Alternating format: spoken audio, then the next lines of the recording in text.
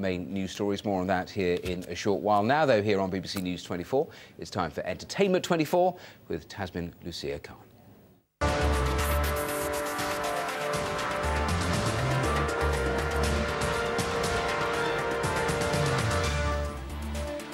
Well, good evening. What do you have for us? Well, good evening. It's all about America's biggest pop princess, and that's our top story.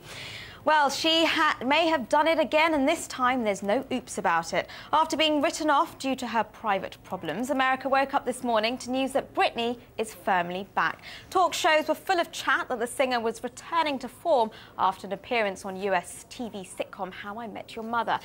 But don't take our word for it. Here's a clip so you can judge for yourself. Hi, Ted Mosby for Dr. Zinman.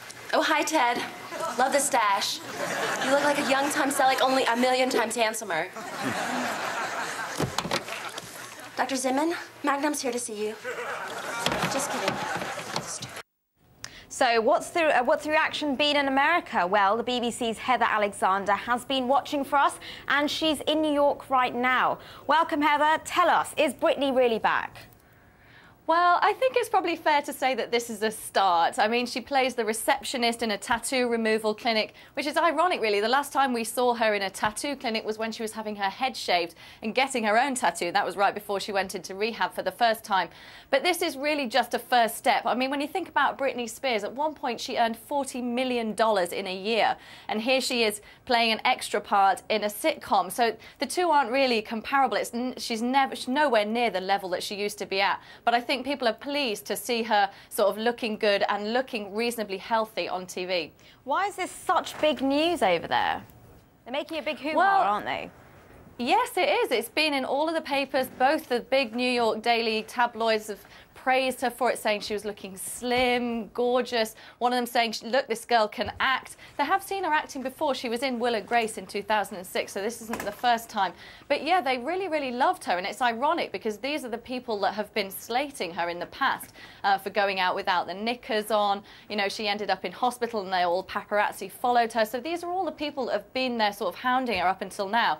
But now they're back, and that can happen here. Once people start to look like they're trying to help themselves, the media in America tends to feel like they're obliged to get behind them, so they sort of support them a bit more. But yeah, they really liked it here. It was across all of the breakfast shows as well. Yeah, a huge star. What do you think ruined her image? Do you think it was that performance at the MTV Awards, or was it when she shaved her hair off?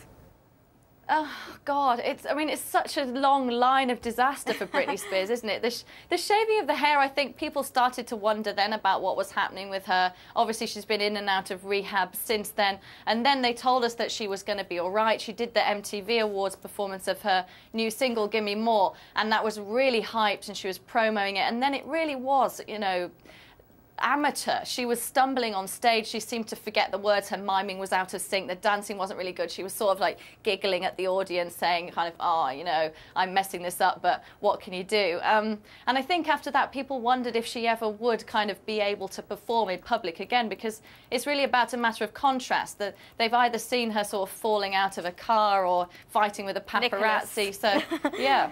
Now, whatever happens in her private life, she does cut it when it comes to her videos, and her last album did really well, didn't it? Yeah, it's a shame, really, that it's been overshadowed so drastically. I mean, it went straight in at #2 here in the States. Both the singles got into the top 10 in the UK as well. Some people say that Blackout, the album, is more like a grown-up Britney. She sort of ditched the original schoolgirl image that she had in the first place. So it is sort of a shame that having sold so many records, that isn't really talked about. It's still her personal life that overshadows it all. Now, from one star to another, we hear today that George Michael is going to be on tour in America for the first time in 17 years. You think it's going to be successful? Well, yeah, I mean, we have had a bit of a swathe of 80s comebacks. We've had The Police, we've had Duran Duran. Their tour was a sellout, so same sort of genre, so obviously there's a bit of popularity there. They had to extend it and add more dates.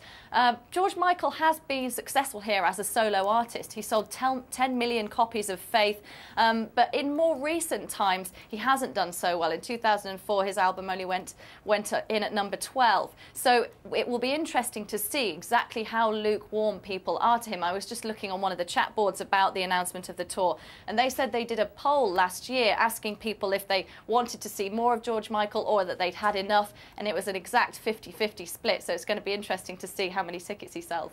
Heather, thank you for joining us live from New York. Great.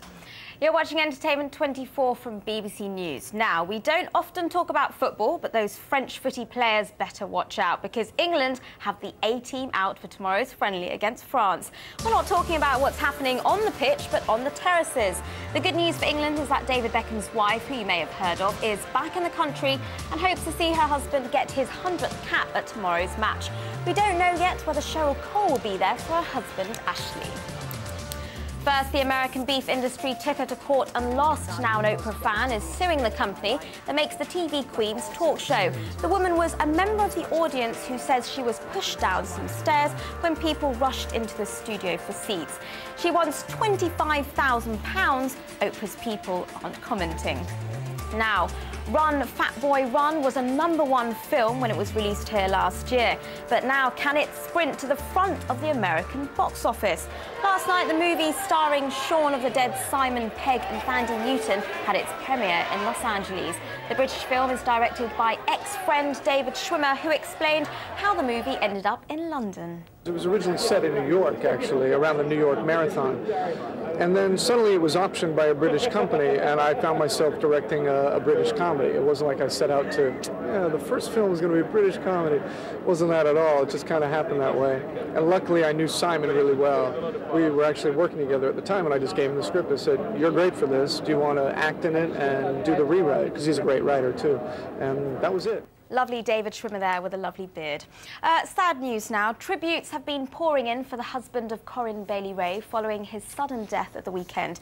Jason Ray, a Scottish-born musician, married the soul singer in 2001 when she was 22. An inquest into his death is expected to start this week. And Neil Aspinall, who worked closely with the Beatles, has died at the age of 66. Aspinall managed the group's musical empire when it became part of Apple Corps. He also played on some of the most popular tracks, including the Magical Mystery Tour, and he was regarded by some in the band as the fifth Beatle. Well, I'll be back with more entertainment news at 9:30. In the meantime, you can get all the day's showbiz news on our website. That's bbc.co.uk/entertainment news. That's it from me. Back to you. Thanks very much. Well, now the business news. Mariam has sidled into the studio. What do you have for us? Rathy, thank you very much indeed. We're talking banks in the business news tonight. HBOS shares rally 17%.